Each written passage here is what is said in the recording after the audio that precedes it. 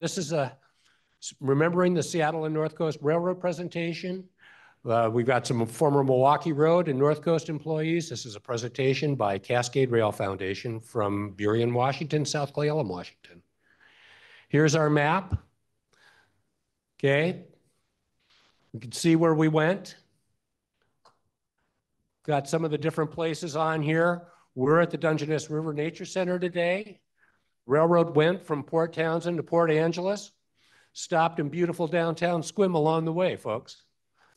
This is a letter that we found in Dave Sprow's file that talked about the sale of the Seattle and North Coast. And what we see here, it's a little longer, is that the railroad was purchased for $4.5 million from the Milwaukee Road's bankruptcy estate.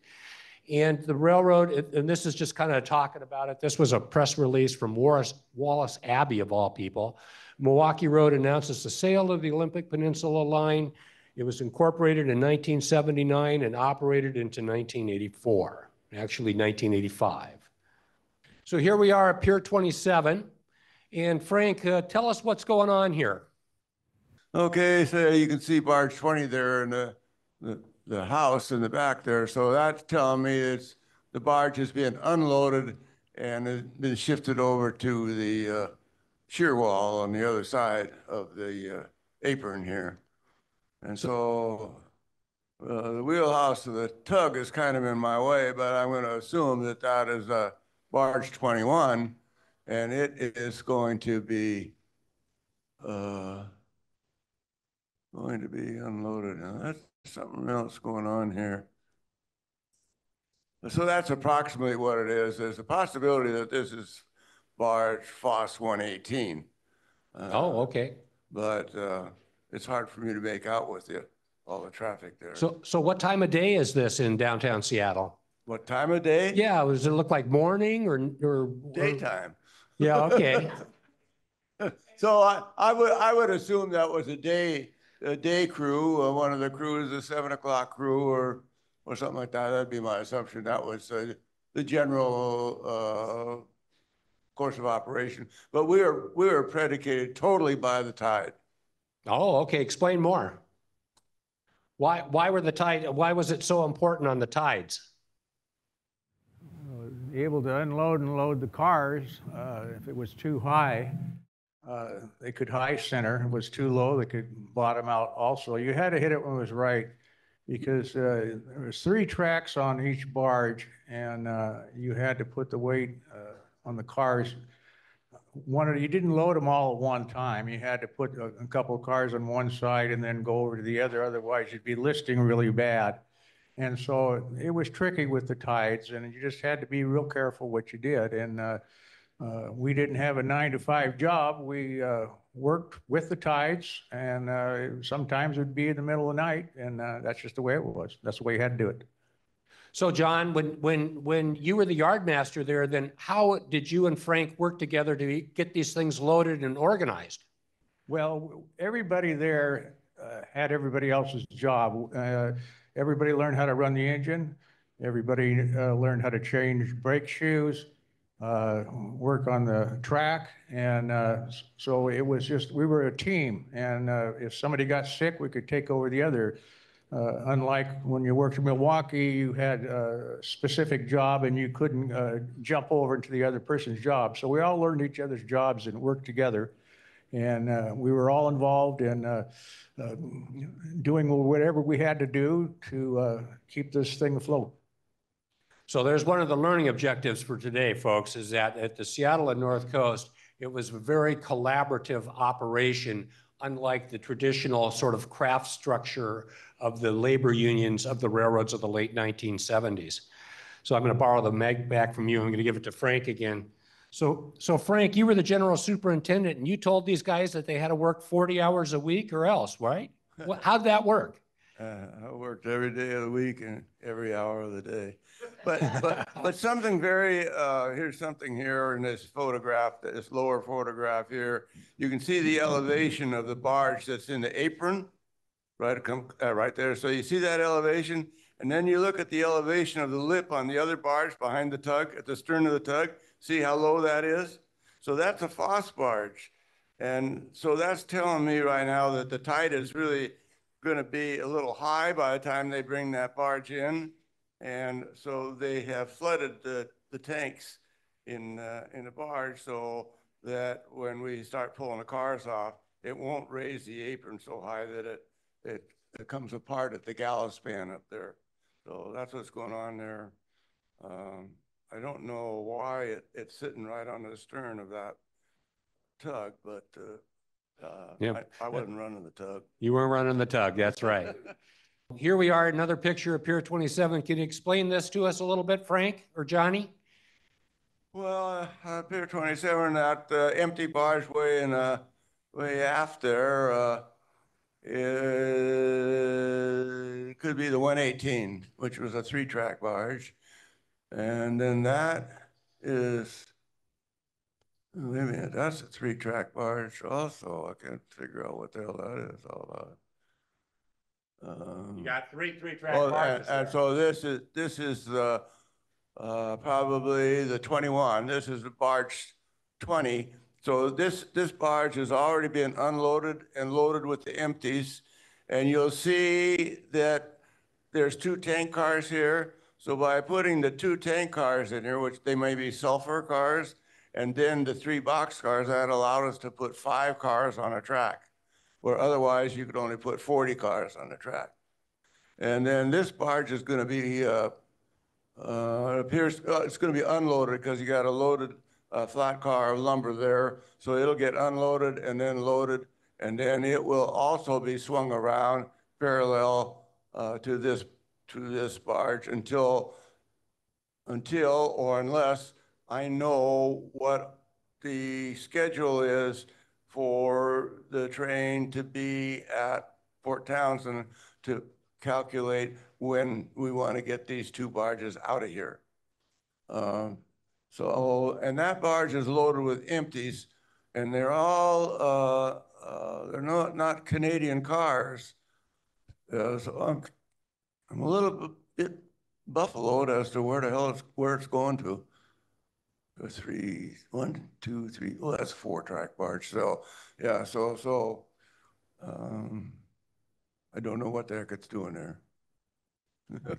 So then what is this building here? Well, that's one of the door open, portion of the door open was a coal bin in there, and it had large coal, and the barge captain or the barge personnel, we in my tenure, each barge would have 1 person, and they lived in the white apartment there. Yeah, right. This is an apartment here, I guess, right? And they burned coal for heat and for the stove. Yeah. And it was their responsibility to do the lashing on the barges, lash the cars down on the barges, and then to assist lining the barge up for the apron. But kind of like some of us, they were getting a little decrepit and they didn't do very much of a job, really much at all. So in any case, it was interesting, and they were all gone before the Milwaukee even closed. They all retired before that.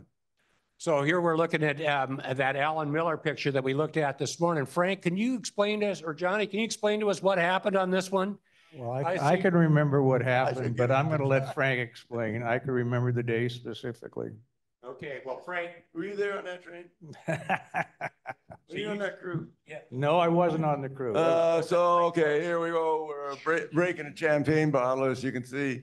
Well, so seriously, the barge was lined up for the apron, but it was not under the apron. The barge was still sitting back from the apron, and the train crew was approaching with the idlers. And so for some reason, the idlers were not the flat cars.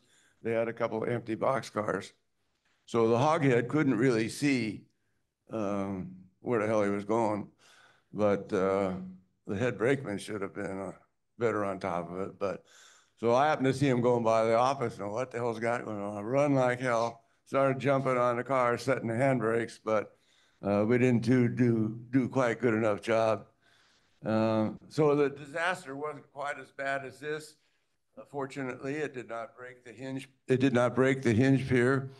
So the shoreside set of trucks stayed on up on a barge, and the cable broke because the apron wasn't on the lip of the barge, and the set of forward trucks on the boxcar went in the drink, and they came off. I would like to add, this was not Seattle North Coast. This is Milwaukee Railroad at the time. Right. And what else do you remember from that day, John? Oh, it was, Frank had the butt of all jokes, but I remember the conductor, Johnny Nelson. He had been around for years and years, and he should have known better. And it just one of those things happen. Is make sure you got a barge under your apron before you load it. Otherwise, you have this situation. So here's just a quick picture of what downtown Seattle looked like. And Mark Borleski's here in the audience. And Mark, thank you for providing this image for today's program. This is where the barge slip was on Pier 27. And then here was the one of the Milwaukee Road's yards. And then the other yard over here at Stacy Street. Now, John, did you work at both of these yards, or is this your yard, or which one is which? I was yard master at Stacy, and yeah, Stacy Street. Okay. And Frank was basically, after a while, became superintendent there at Pier 27. He was responsible for that. I was basically at Stacy Street when I was yard master. When I was switchman, of course, we were all over the place. Back in the Seattle and North Coast days, it was more of a collaborative effort. So just a quick picture of what that waterway looks like in Seattle. And there's a picture of it at Seafair in 1986. This is the USS New Jersey. And the USS New Jersey has actually been preserved and is in a shipyard right now, being restored. In a Seafair. So let's talk about these freight cars a little bit, Frank.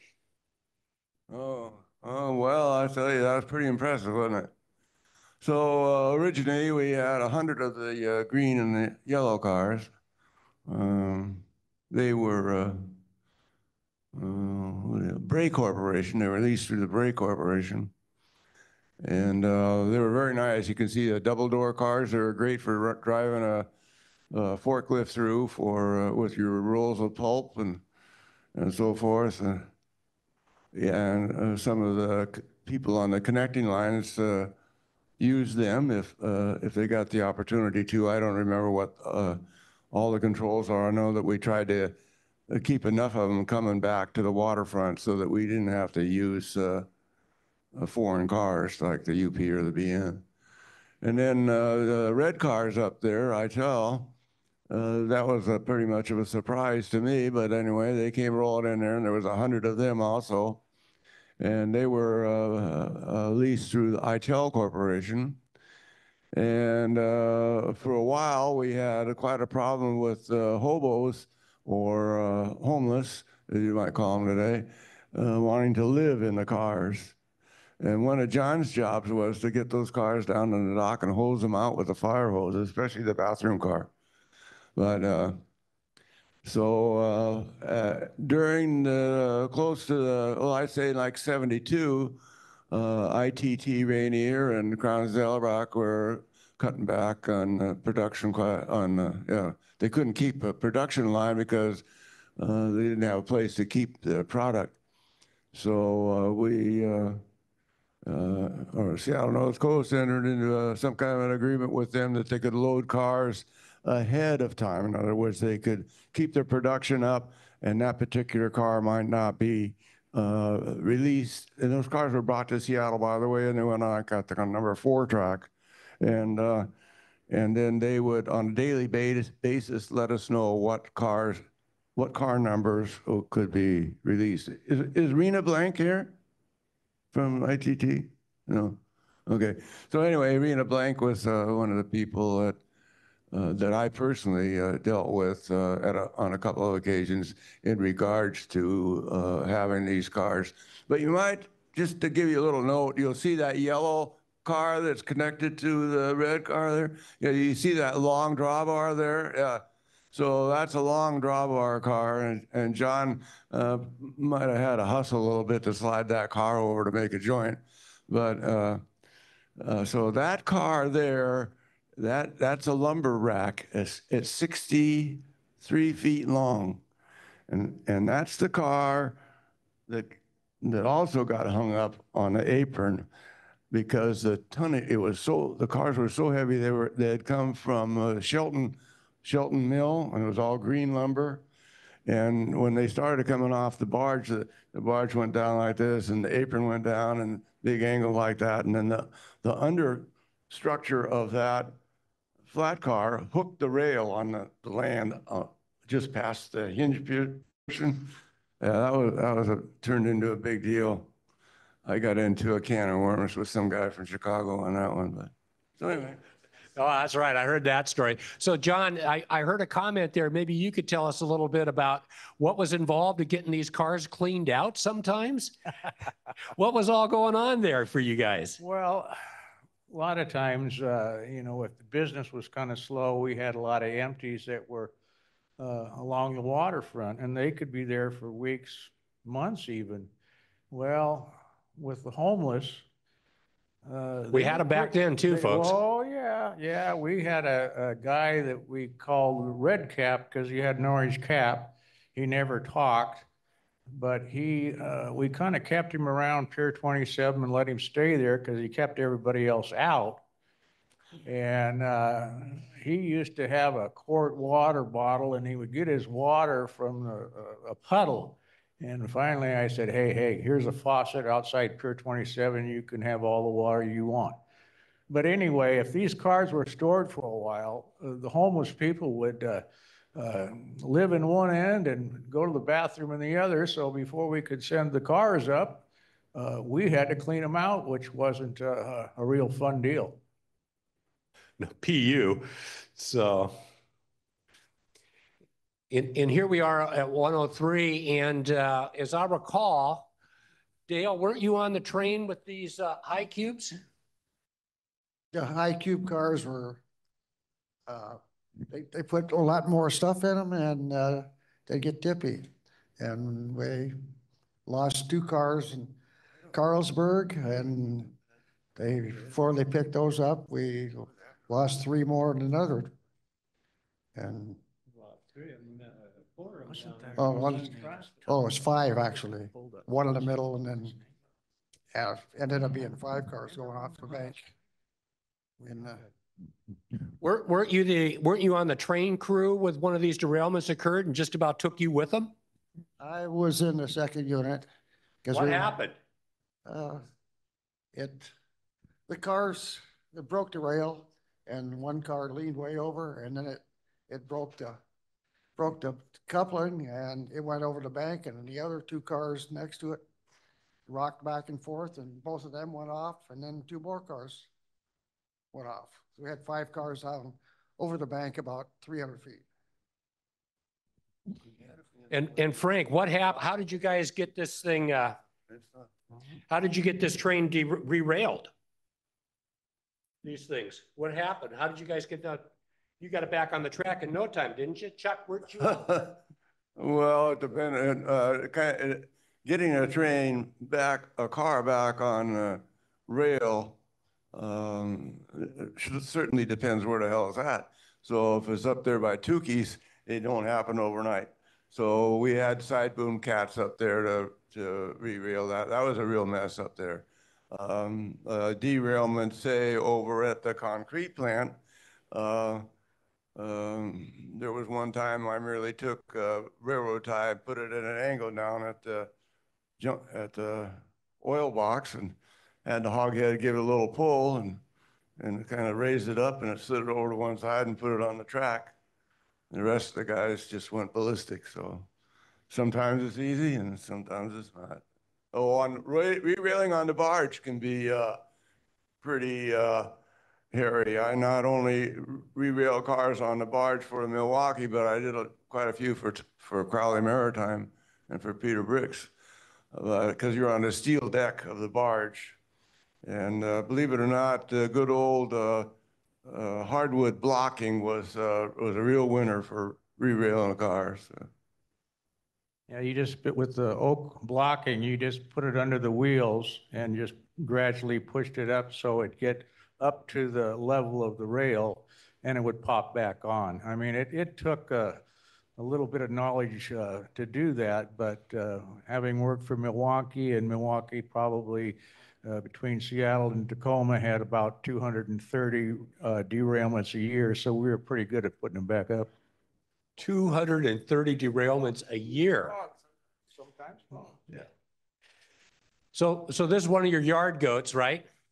Yeah, this is Actually, that was Willard Gore's home. So Willard Gore was a hoghead. In case you don't know, that's the engineer. Yeah, Willard, he could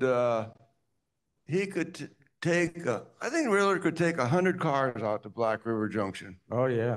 And he would nurse that old girl. We'd have to open the door sometimes to keep her cool. And sometimes I would drive ahead of time and get the clearance at Argo and also at Black River Junction so that we didn't have to stop. She worked good for us. I would like to say prior to her being in the Seattle North Coast, of course, she was in Milwaukee and she worked at the Stacy Yard. And we had a black fella, we knew him as Rough. And his name was Cleophas Hamlin. And he was a pretty small guy. And he was the maintenance person that the Milwaukee Railroad sent down to maintain that locomotive. And I have to tell you about him because he was, when the Milwaukee closed, he was just really down and out like a number of guys. And I convinced him to come to work with John and Jim Hell as a switch person on the Seattle North Coast. It's a very interesting story, but it always made me feel good. So anyway, she was a good engine. I don't know whatever happened to her. Here we are again, and now this is 84, so what are we loading here, you guys? Oh, well, here you got a drag coming from, that's what loads look like coming from Port Gamble or from Shelton. Shelton really liked those big 60-foot cars, but yeah, that's all. I don't think that's Peninsula stuff. Yeah, Pier 27 late in the afternoon in a winter day. And here we have a picture of the Seattle and North Coast Yard in downtown Seattle. And that's a Ford. That's a Ford? Yeah, see it says F-O-R-D on it? In our rehearsals, we were trying to decide if this was a Ford or a Mercury. So now we got it up on a big enough screen. Now we know that it's a Ford. And so Frank and Johnny, why don't you tell us a little bit about the grain operation and the Carmen? You got X amount of dollars for changing brake shoes. And of course, when we get a bunch of cars in, we would go through them and make sure that the brake shoes were not worn out. And if they were, we'd change them out. And it was just like every railroad did when they got cars in. So they just keep that, and then you bill that out at the end of the day. But it was just something to do because it could be days in between barges. And so if you weren't maintaining rail, you were working on the box cars or changing brake shoes and doing whatever you can to survive. Yeah, we had a car knocker also, and that's how we paid his wages. We loved it when the UP cars came in, especially the grain cars, and I'd have them go along and check all of the brake shoes, and if they needed to be changed, we would change them and bill the UP. But I got to tell you, in this picture here, you could see that. You see that walkway bridge going over the main? And so it gets over here by Sears and Roebuck. That goes over. Yeah, went all the way over to Sears. Yeah. Roebuck. Sears building, Yeah, folks. Remember when it was Sears? You can't see the bridge there. The reason you can't see it, of course, is because it's gone. And so what happens is the BN was switching cars, and they got one end of the car on one track and the other on the other track, and then yanked it down there or kicked it down there, and it took the piers out from underneath the bridge, and down the bridge came down. And so I had become pretty good friends with the superintendent over there at the BN. And so I says, hey, I'll take that bridge. Yeah, so you get me a drop-in gondola and 2 flat cars. And then we got a crane and we lifted that bridge was on the ground. We lifted it up and we put it on its side inside the gondola with each end hanging out on the flat car. And you put it down on the Seattle waterfront here with a for sale sign on it. And lo and behold, I sold it. Sold it for $10,000. $10,000. But the kicker was that we had to get it to Ballard because it had to go to Alaska. So how are we going to get to Ballard? The Milwaukee crews couldn't, or the Seattle North crews couldn't go to Ballard. We didn't have running rights. So it had to be a BN crew. And so the superintendent, we were kind of trying to figure out how this works. And he says, Frank, take the guys over to a snack. Take them over to Fisherman's Wharf or some of them, that place down in Ballard, and buy them a lunch. And so I did, and they took that barge down there. We went to lunch. I got $10,000, and we used that to pay our wages. Some of the stories are just great. So, and then you guys, early on, this is a picture, Blair Coister picture from 1982, and I'm seeing here that we got a bunch of new track. Now, did you guys fix up the yard, Johnny? Yeah, we had ongoing, track where you could see, this is the lead going into Pier 27, right? We can kind of see the condition of the rail. Well, you have something like that and you're moving a lot of vehicles, you're going to have derailments and stuff. So, we were in the process of putting in new rail when we can get it and changing out ties just to keep it going. Because, as you can see from this is the main line going around to the end. Just look at the kink in the rail. So how did we get the rail? We got the rail by taking up the Seattle yard. Stacy Street yard, especially the turnouts. In fact, a lot of the turnouts were sent up here because you used to have really tight turnouts out here. And so Bill Blank and Bob Schenker, they said, Frank, get us some number 9 turnouts. And so that we can get through these switches better and replace a lot of the frogs. This is a frog right here, right? This part right here, that's a frog. These are your switch points here. You can see the bad joint here. And the train crew like John and Ruff and the hoghead Willard, it was really important when Willard came out into the street here with this drag off the barge to get this traffic to stop. And this is a busy road. And the truck drivers did not like to stop for you. But I don't think we ever had an accident, did we? Oh, yeah. Did we? Okay. Well, nothing really bad. It was a toughie because there's no crossbucks or signs or anything. So you would literally have to get out there with a fusee, which is a flare, and go back and forth and stop the traffic as he's coming across. And when Willard would come off the barge, he would just have to blow his whistle and honk and just had his hand on the brake and get across. But it was a tough situation. And it was just a real dangerous point. And we hit a few cars, nothing really dangerous. And but it was always a problem trying to get across that road. So now we're up in Port Townsend, and this is not a Seattle and North Coast picture? I don't recognize the tug. It's the Bill Clark. There's the tug. I don't know which one that is. It's the Bill Clark, and then these would be the Olympic Railroad, right? When they switch there, go ahead. Well, the R boxes. Oh, excuse me. Is that the one that they used when Foss was on strike? Yeah, that's a Foss barge. What is? And the reason for the R boxes is that they were being built in Renton there by Pat Carr, and they had to get them out into the country. So the Milwaukee. See, this is during the Milwaukee time here, and the Milwaukee got those cars maybe like 50 at a time, we'd get them into Black River Junction, then we bring them down to Seattle, and whatever the, what do we call the clerk that distributed cars, wrote down what cars would go where? The clerk? Okay. I thought he had a different name. Anyway, the clerk then would designate, I mean, they could go to Pier 30, which might get material loaded in them that was actually from Port Townsend or Port Angeles that would come down in a bulk barge, Puget Sound Freight Lines barge, and then be offloaded the barge at Pier 39 and then unload onto these our boxcars. But that's how they got all these. There must have been like 5,000 of these cars built, and they've got out in the United States. But I don't know if this is the 250.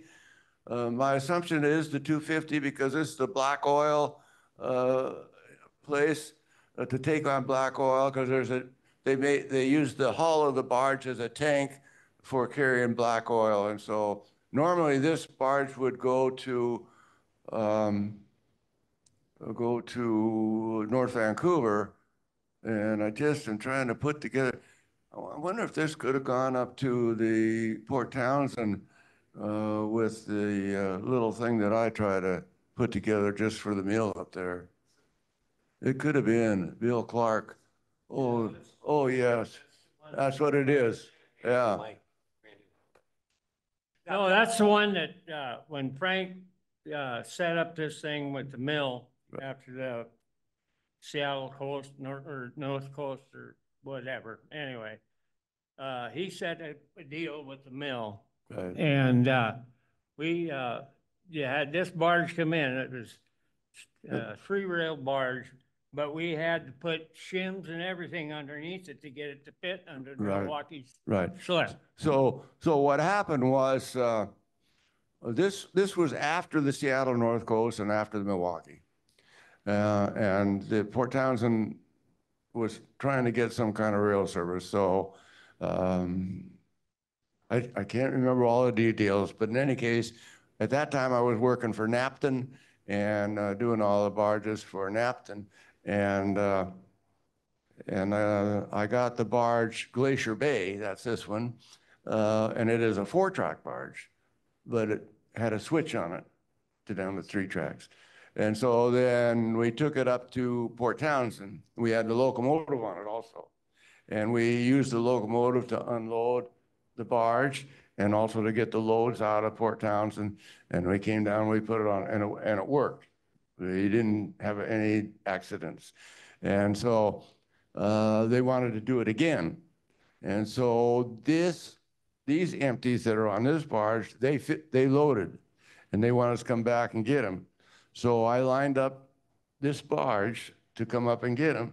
But one of the fellas in charge at Bricks Maritime, he wasn't too happy with me being involved with things like this. So he switched barges on me, and he sent the barge Seattle up.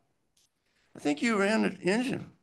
And so we get up there, and the barge Seattle is about 4 inches wider, 4 inches more beam than this barge here. And we're trying to line it all up. And I'm looking at it, you can see that as a picture of me someplace standing on the apron, looking down there, going like this, and saying, I'd go home. That was the end of that. And I don't know who bit the dollar, the cost for all this, experiment, but I came out of it clean, and the pulp mill had to unload these cars, put them into trucks, and that was the end of barge operations. But that had nothing to do with Seattle North Coast. So that was afterwards. So Frank, tell me what's going on in these pictures, and why is this a bad situation?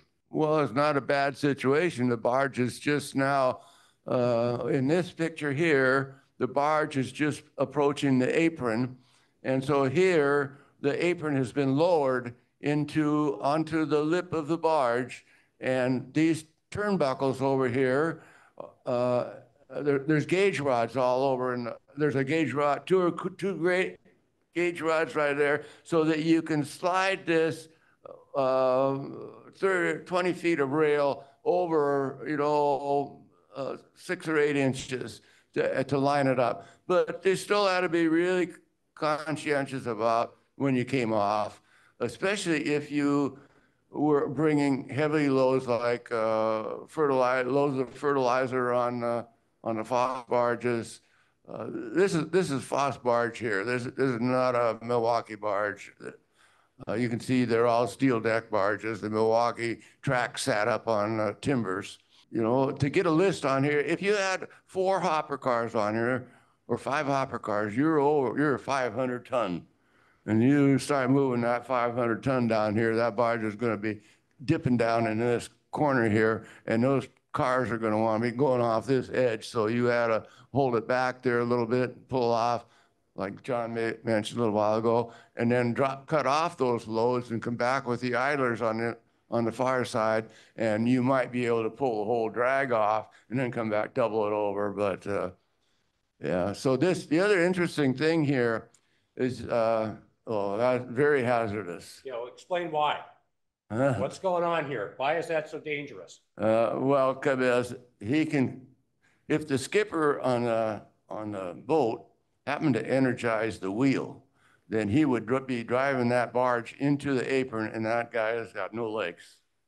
I've been there, only I survived it. But I mean, I was, John can probably back me up. I was trying to be super conscientious about my employees. They were not just employees, they were my friends. And I wouldn't allow something like that. So he might be an individual that was on the tugboat. The other guys, they both have life jackets on, so a trainman wouldn't be wearing a life jacket. So that's what's going on there. And those chains that you see there, once the barge got in the slip, then you hook those chains onto a hook. You can't see it in any of these pictures. Well, maybe it went into this chain here, just as a safety line to hold it in. So I gotta go just a little bit further. So you see this block over here where the cable's going through there? So that's the cable that you hook on, that I would hook onto the barge and then pull the barge in. The tugboat was to use no power. And then I would put tension on that cable. And originally I put tension on that by hand.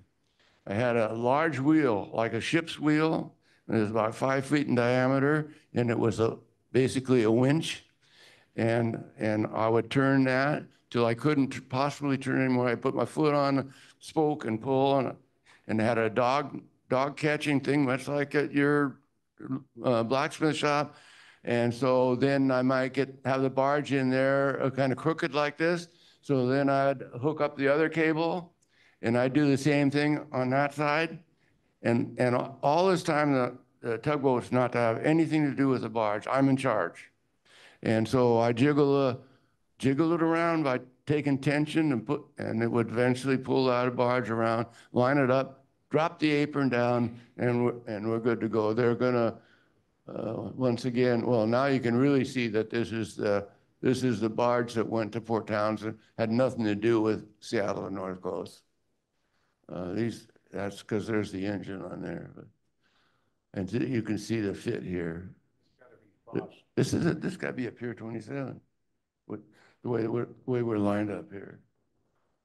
So anyway, we ended up having hydraulic winches. Well, we got the same thing. This is Port Townsend. This is a new slip at Port Townsend. You see how the tracks have a bend in them there? They're allowed to do that because of those turnbuckles that you saw there. All right, and so this is a John Illman photo, and this is, I believe, is one of the last days of operation, isn't it, Randy? So were you driving that train? Yes. Okay, and this was the last day? Yes. Okay. Well, there, I got him to talk, folks. Thank you, Randy. So this is loading stuff up, and this was the end of the railroad.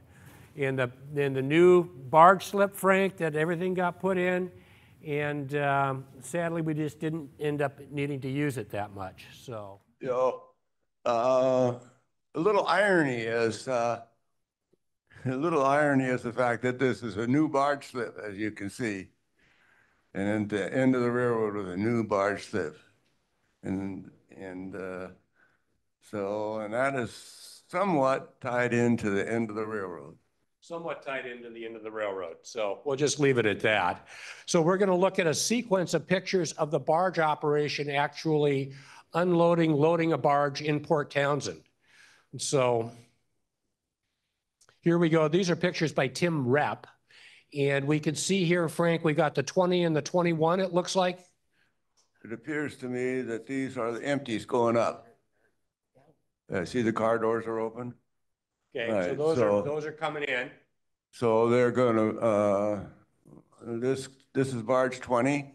They're gonna slide it into the slip. I don't know why there's not two idlers on that locomotive. But anyway, they're gonna slide it into the slip. So that's what they're doing now? No, now they're splitting up the tow. That barge has gotta be moved out of the way so that barge can be pulled in. So that barge is gonna, in the previous photo, you saw that barge hanging out here, and they're gonna pull, that barge was gonna come to the slip. You always unloaded and loaded barge 20 first. And so then the barge 20 would be either slid around to this side or pushed way back so that the 21 then could come into the slip. So I don't know what that oil tank car, I never had anything to do with that.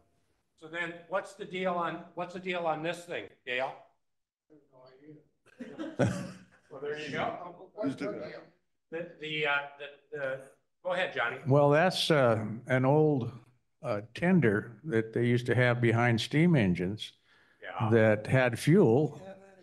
And in order to get fuel, because we can get it cheaper in Seattle, if I remember right, we filled that up and put it on the barge and sent it up there. And we made several trips with it. I can't remember how many gallons it was, but it was pretty heavy. But, you know, it's an old steam engine tender.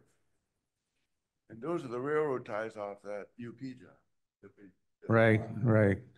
And so I'm not sure where those ties are going, but we sold railroad ties. When they changed ties out here, they'd bring them to Pier 27 and we'd unload them and we sold them for $5 a piece and we loaded them for them. It was just one of the things we did.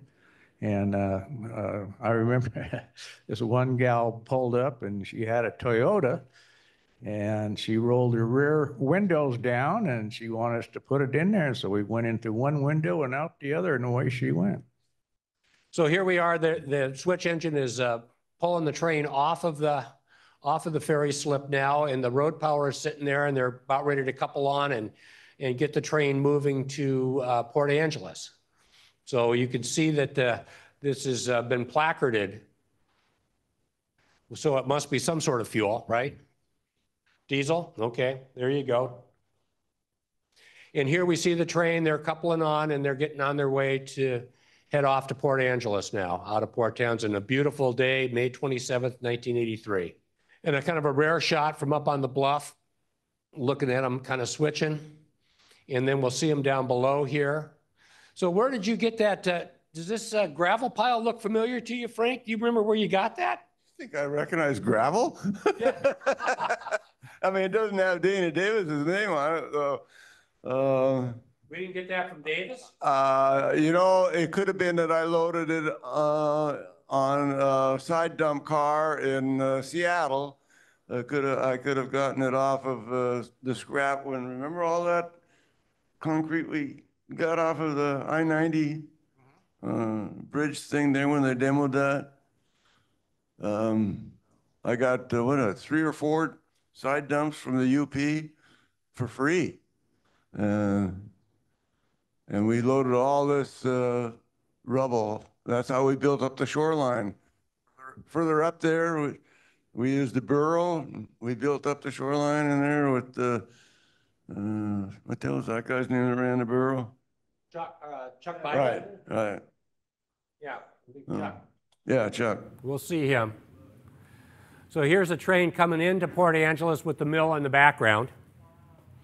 It's quite a shot by Blair Koistra. And a few more shots. And Frank, you know, you guys get a little bit of track work left to do here. Yeah, we did. Yeah. And that was the main line.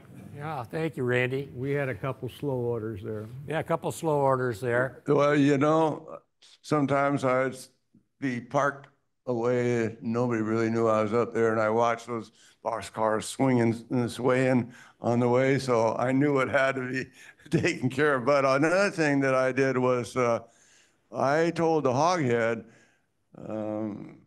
I said, you mark down, when you're going, I want you to make a record of where the track is rough. And then I got that to Bill Blank, and then eventually Bob got involved in that too. It was a team effort. There was nobody that was a big shot, at least not in my opinion. So that's how we got a lot of the wrinkles out of that track. We upgraded that track pretty damn good. And the other thing, you notice earlier I talked about all of the brush and so forth along the track edge, and I made an arrangements to buy a Pettibone speed swing. I went to Chicago, and I still don't know how I put all of it together. I can't remember anyway. So I got this. Somebody returned a Pettibone speed swing, and they didn't like it or something. So I got that machine, and we brought it up here, and put that guy on it. What the hell was his name again? Too? Chuck Bible. Yeah, no, not Chuck Bible. Yeah, Mulvihill. And we made nothing but money on that. We not only got the right-of-way brushed really good, made quite a few people happy, but we sent mud.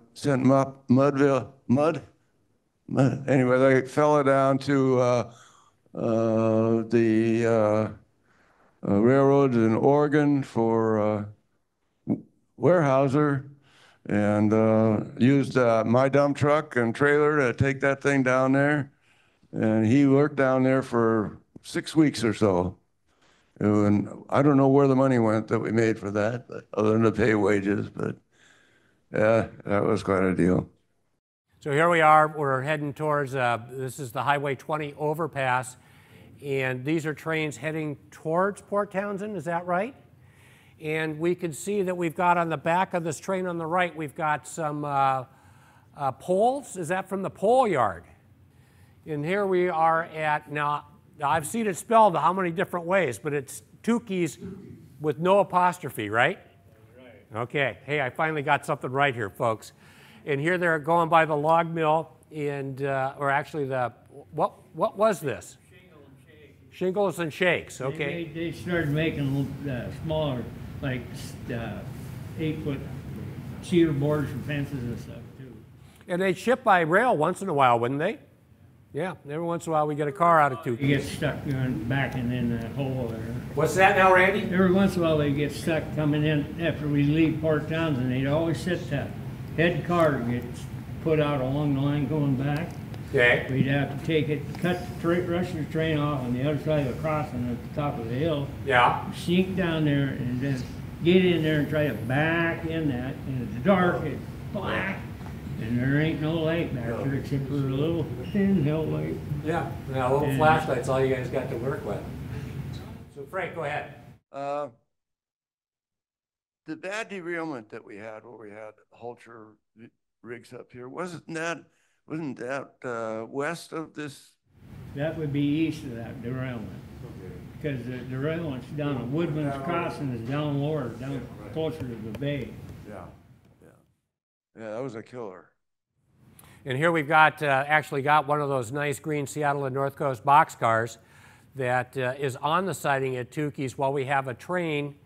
They just got the F units, and they're taking the Milwaukee Road SD9 back to Port Townsend to return it to the railroad.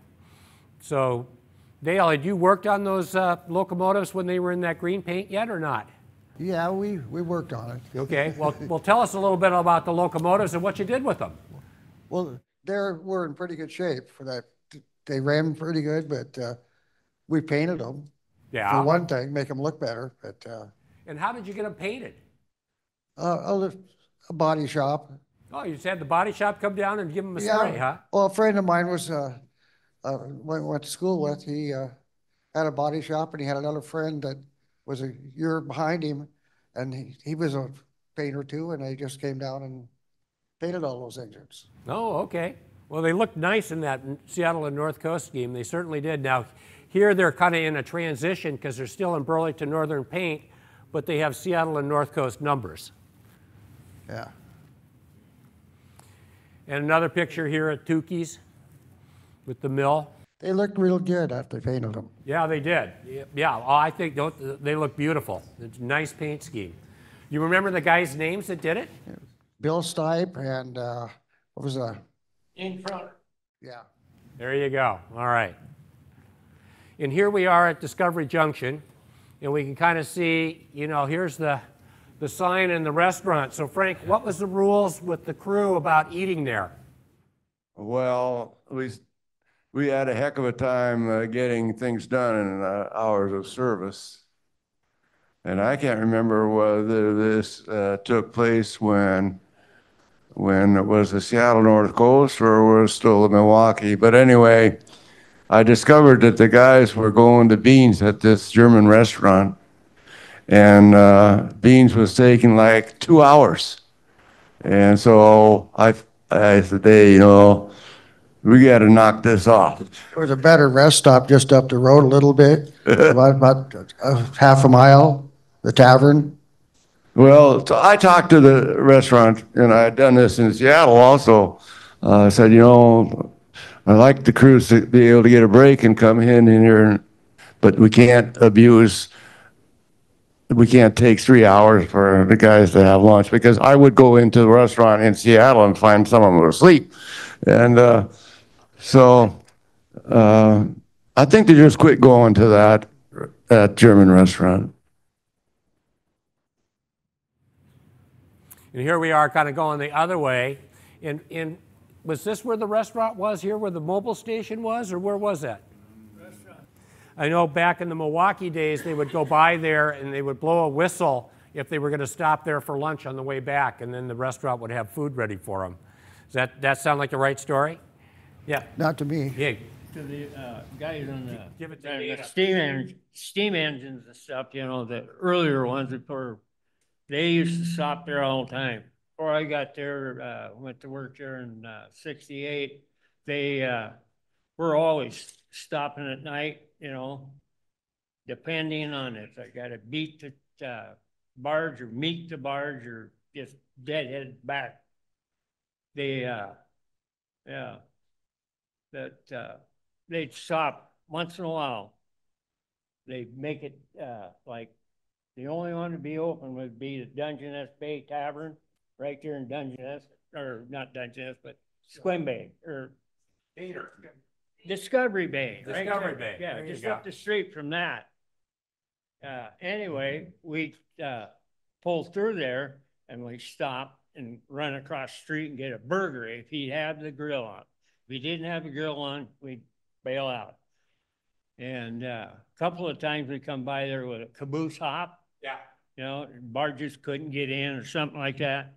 So we'd stop, go over, get something, and come back, grab our stuff, get on, go. And Barber, if he couldn't make it back, he'd always call John Samwell. Oh, I'm going to be at the Old Depot in Sequim, or I'm going to be at Rainier Mill. I can't go any farther. And he always complained about his 12-hour service limit. Dana, did you have something more to add? Go ahead. Well, that place later on where they were having beans, but that was the last tavern in the state of Washington that a miner could go in because it was a bus stop for the Greyhound bus. And that was the last one, and when that guy sold, that was the end of, at one time, the tavern in Lynn was the same thing because kids had to wait for the school bus or the Greyhound bus. Interesting, yeah. Only out here. Here's a picture of taking the 502 back to Port Townsend, a picture here going through Discovery Bay, Dale Sanders photo. And a John Illman picture here at Maynard. This would be heading towards Port Angeles, I believe, right?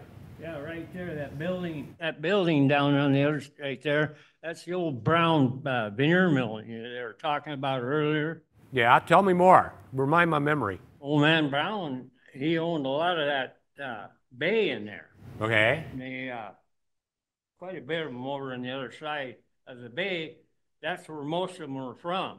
Oh. But he, I guess, the story says that guy, old man Brown, started that little veneer mill.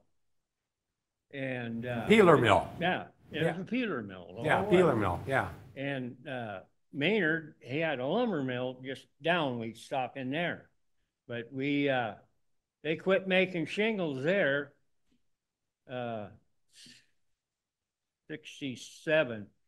They quit making them there, so the only thing we ever got out of Maynard was the lumber cars after that. Okay.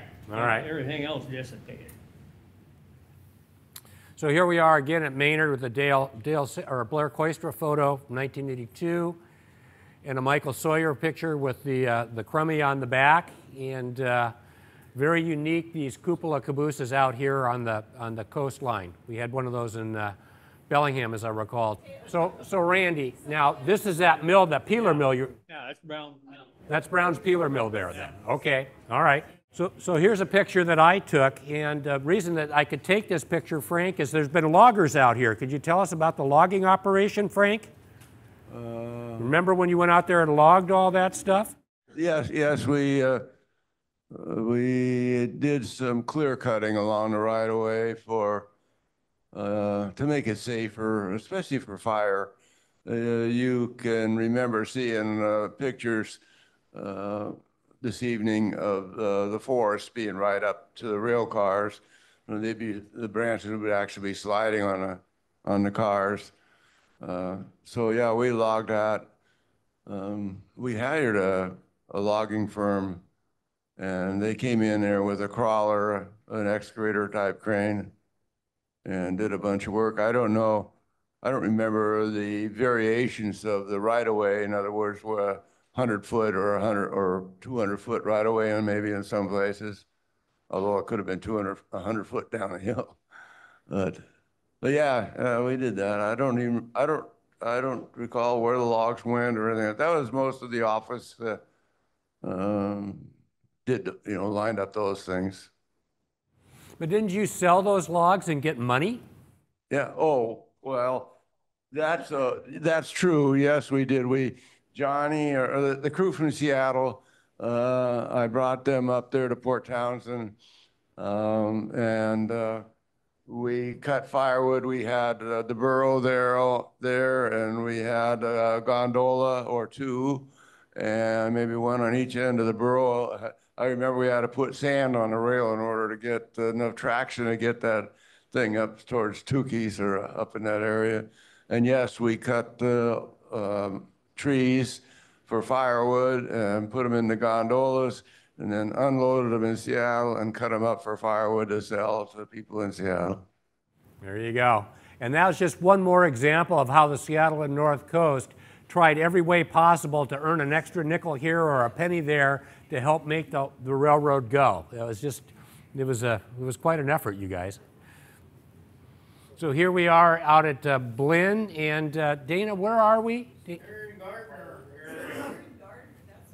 Gardner. I knew that. Where are we, Dana? Well, that's at Gardner, and there was a couple that lived there, and that was a good place if you had trouble to stop and use the phone. Sits right there. Yeah. And that point you see out there is Diamond Point. The Diamond Point right there. Yeah. Yeah. Okay. Didn't Bill Blank live up there somewhere? Pardon? Bill Blank? Down towards Sequim Bay. Okay. And here we are with the train coming through Blinn, Dale Sanders photo. And I think what's interesting here, of course, we don't see it really good in this picture. We'll see it when we get to Sequim. But the station signs, the Seattle and North Coast station signs, were a very interesting project. You want me to reiterate about the signs? Yes, please, go ahead. Well, I knew a guy that he was the head of the Boy Scouts, and they collected paper, and I introduced him to Frank, and he had a Boy Scout working on his Eagle badge or something, needed a project. So he redid the signs. Yeah, and if you look where But there's more to that. So the other part of that is we spotted like, they might have been 40-foot cars at Sequim. And the Boy Scouts loaded those cars with newspaper, and we hauled them to Wenatchee, and we hauled them for free. And the BN was going to charge for hauling it. We hauled it for free to Seattle, and the BN was going to charge to haul it to Wenatchee. And I went over and I had a BS session with them, and they hauled it for free. Yeah, there you go. Helping out the Boy Scouts, and they helped us out with the sign.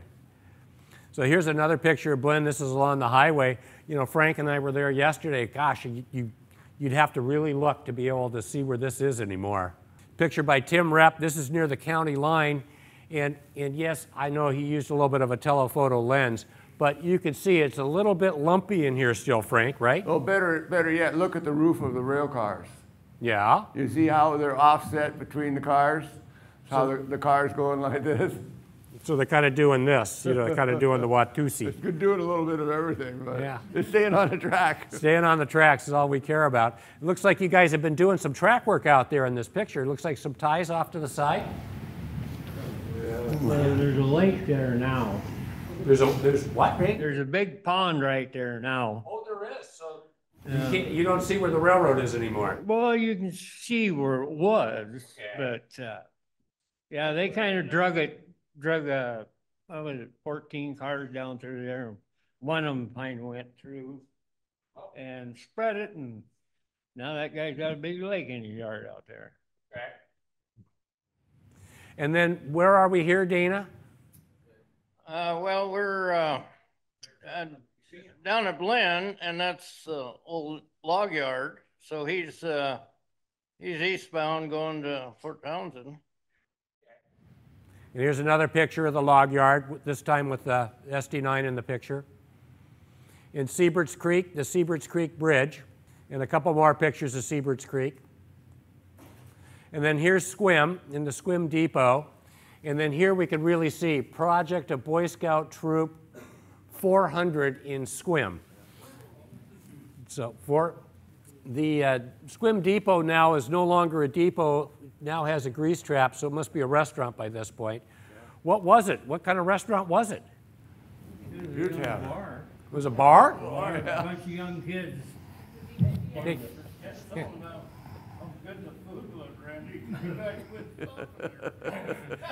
Well, we're arguing about who's going to not talk. Yeah, go ahead, Randy. Take it away. Give us your thought.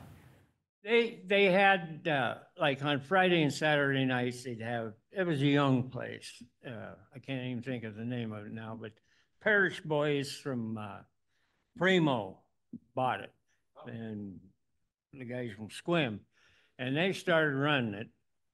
And it was okay for a while, but then after that, it just kind of, things got crappy in there. Literally. It kind of went downhill. Yeah, it went downhill. And then after that, there's nothing. And of course, this is not even a wide spot in the road now. This is underneath 101.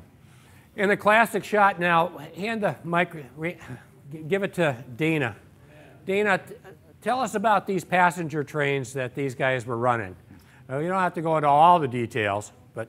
Well, somehow I guess they brought those up to have a field trip to show kids what railroad cars were. So they sat around and I asked the higher ups, I says, what would it cost to do a charter from Port Angeles to Sequim and eat down to a restaurant? And they give me a price, so I found a couple other players, and so we had an employee special. Okay. So that was the first passenger train in 50 years to Sequim. Employee special. Yeah, for my employees and a couple other businesses. Is that when they had the Smitty's bar run? No. We did a retirement program there for Bud Running. I was on it, but I think you put that together, Frank. That could, yeah, but I don't think that was the same. Stone and the old man. Yeah, So here we are at Dungeness River, yeah. and they built didn't Bob Shanklin build like a retaining wall or something here to keep the river kind of in check? Oh, yeah, well, we took some car bodies and filled them with concrete, but very casually, carefully, to try to keep this abutment from eroding. Yeah. But as you can see, she eventually got her way. And of course, the river doesn't go underneath the bridge anymore. The river is a little further west these days. It's pretty amazing the condition of the timbers of that bridge. I mean, I've climbed over up that bridge, and I've taken core samples of that, and I've gotten scared off of that bridge too. But pretty well built. A lot of respect for the guys that did that work. That bridge would be over 100 years old now, wouldn't it? Here we are out in Carlsberg with one of those charter trains of yours, Dana. And so, Yeah, I don't know what that was because all the ones that I was involved with, we didn't have that Amtrak car. We only had two, so I don't know about that. No, that was could have been the political train looking for financial support from the government. And originally, I think Al Swift was going to be the key player in that. and here we are again out in kind of the Carlsberg area. It's beautiful. I always get confused out here because the mountains are to the south, and I'm from Seattle, and I'm used to the mountains being on the east, so I always got my directions mixed up. And then here we are out at Agnew. Beautiful day. And then here's another one of those run-bys. This is just the two cars. And this is October '82. Ken Seacrest said that the sun popped out right at the right moment for this one. So here we are up Morse Creek. Ken Ardinger picture, a couple pictures by yours truly. And if Steve Hoff were here, I would be able to compliment him on the county engineer having all the proper road signs in all the proper places. So, and then a picture of downtown Port Angeles. We looked at this picture in one of the earlier presentations. What do you got, Randy? I was just looking at the yard. Okay, so the yard would be down here, right? Yeah, the engine house was down there. Okay, down in here? Yeah, you can see the cars in the line right there. Okay, all right, okay. And then this is Penn Ply up here then? Maryland Ring, wasn't Maryland Ring in there? Right Maryland Ring's right there with the lumber. Oh, excuse me. Yeah, Maryland Ring was, That's right there with all the lumber. yeah, right, that was Maryland. That was for quite a while was the primary load. We got a lot of loads out of there. And here we are working in the yard. I can't quite see who's in that picture. Chuck Bible. That's Chuck Bible? Yep. All right, there you go. Nice job. Thank you. That's Dale's shop there. He left the lights on. And then here's the passenger train in the yard with the caboose. And then this is who? That's Chuck. Is it? Now, I thought Chuck was in charge. Yeah, I thought he was in charge of running the burro crane. What's he doing here? But him and he went breaking for Ray when he took the local, so he became an engineer slightly. Okay, that's the last passenger train that we came from Port Townsend to Port Angeles. Oh. Because they had to go pick up that car of craft paper at Port Townsend to bring it to ITT Rainier. So it was a mixed train. The final passenger was a mixed train going by the Port Angeles Depot. Classic picture. And a picture along the waterfront with a nice string of your boxcars, Frank. I got a kick out of this photograph. I enjoy this sign. No animals allowed on floats unless in arms or on a leash. Owners shall be responsible for their actions of their animals. So You had to go all year, Frank. You guys had to run day and night and lousy weather and the whole deal. What's going on? Do you recognize who the people are by the caboose? George Porter's on the caboose. George Porter's on the George caboose. Porter, Thank you very much.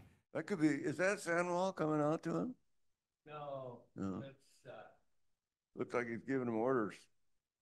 yeah, it does. Talking to him about something. Talking to you about something. Better be important if you're out there in a blizzard like this. And of course, here's the infamous Red Lion. Oh, the red line. Yeah, that's we're not going to. What happens in Port Angeles stays in Port Angeles. I'm just going to leave it at that. We want to pass that photograph. Yeah, we're going to pass that one by.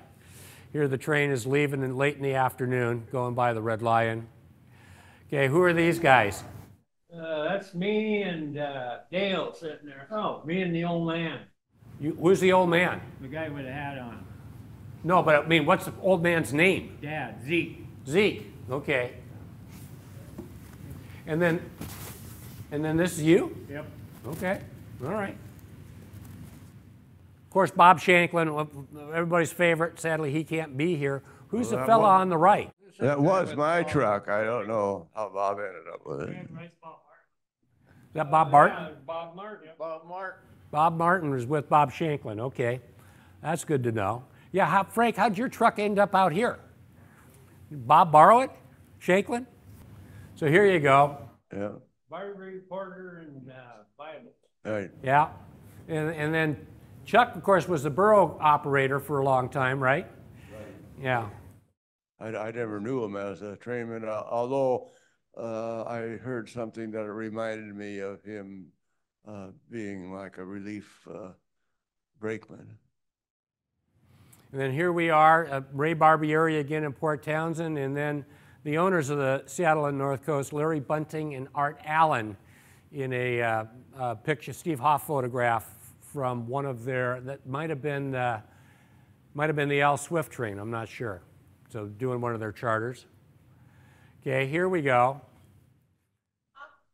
Dale. There's Dale. Me, Bill Blank, we're Shanklin. Yeah. Okay, hang on here. Okay. So this is Dale. All right. This is, Me. that's you, that's Randy? Yep. Okay. That's Bob Shanklin. Or, No, that's Bill Blank. Bill Blank. Blank. and That's then Bob Shanklin. there. So, Dale, why don't you talk to us about the last train a little bit? Can you do that for us? This was, wasn't this the last that's train? the last one. That's Oh. the last one. They took I don't remember. cars and, or we took all the club cars and the switch in. Took all the cars in the switch engine, yep, that's right. And here we are at Morse Creek. And Vera Shanklin, or Vi Shanklin was on the train here, riding it as well, as I recall. And then here we are at Seabird's Creek. And right out the back door, this is the last train that went over the bridge at Dungeness River. And this was a very difficult picture to come by. And the Center for Railroad Photography and Art was a big help in making this photo available. Go ahead. I think that engine stayed in Port Townsend. I believe so. It's in Ballard now. It's in Ballard now. It's a Ballard terminal. Yeah. So, have you? Oh, cool. So it's still going. How old is that thing? It's older than me. I think the blue card says 1940. Oh, yeah, it's older than me. 1939, because I found a dime inside the, Yeah, turned the panel off, there was a 1939 dime Yeah, in it's it. probably late 39, but I think the blue card says 40. Yeah, okay. The plate on it got, somebody took it. That's usually what happens on those things. Yeah, they become a. He was an okay guy, though. Oh, you did. Jimmy, the guy that had the steam engine. Oh, okay. Jimmy Gertz. What's that? Gertz, Yeah, Jim Gertz. Yeah, okay. And sadly, He needed it, and I just turned my back. yeah, there you go. Let them have it. So, and then here we are in the credits. So we're almost done. About 3 or 4 minutes, and we'll be done. Just want to thank some of the photographers: Dale Sanders, Blair Koistra, Ken Meeker. Tim Repp was a big help. Tim Repp provided the photos that we have here of the Dungeness River. Provided a number of photographs for this program. Of course, our friends from the Center for Railroad Photography and Art, Adrian Evans and Gilbert Taylor, for the work in retrieving all of the Illman pictures and making them available for today's program. Thanks to our Sequim researchers, Aaron Schwartz in the back, Mark Berleski, who's here, Pacific Northwest Railroad Archive, Steve Hoff, who was here earlier today, Alan Miller, who tried to join us remotely and it didn't work out. And I want to thank all of them. Ken Seacrest, who's one of our researchers, also moderates some Facebook pages on Olympic North Coast Railroading and the Seattle and North Coast, and asked if we couldn't include some information for him, for his programs. I want to thank our partners at Dungeness River Nature Center for all the hospitality and this wonderful facility, very kind people. Cascade, we maintain our collection of photos, maps, and all that jazz at the Pacific Northwest Railroad Archive in Burien, Washington, and Pacific Northwest Railroad Archive in Burien is providing the Zoom stream for today's program. And on that note, we're going to have another get-together with these nice folks at the Pacific Northwest Railroad Archive on, I believe it's May 24th in Burien, Washington, where we can talk a little bit more about all this fun stuff. Video recording, Joshua Wiersma, my buddy in the back. I'm the executive producer, Jonathan Fisher. I was the guy that thought this was all a good idea. You can watch this program in the future on YouTube, which will be online, I don't know, a couple of weeks or so. And I want to thank everybody for being here, and I want to thank all the survivors that made it to the end of today's program. So that concludes the program, and I want to thank you all very much for being here. Thank you all.